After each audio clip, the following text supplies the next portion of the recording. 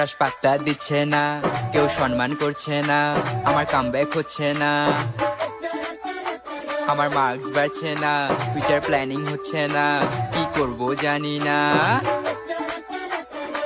মা বলছে আমায় বন্ধুর পা ধোয়া জল খা, বাবা বলছে তুই দূর হয়ে যা, ক্রাশ বলছে তুই আমার লাইফ থেকে সরে যা। আমি কোথায় যাব বুঝতে পারি না, আমার জীবন নষ্ট হয়েছে কিন্তু ডান্স তো আমার থামছে না।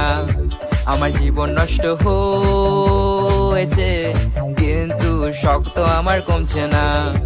আমার জীবন নষ্ট হয়েছে কিন্তু নাটক তো থামছে না। হায়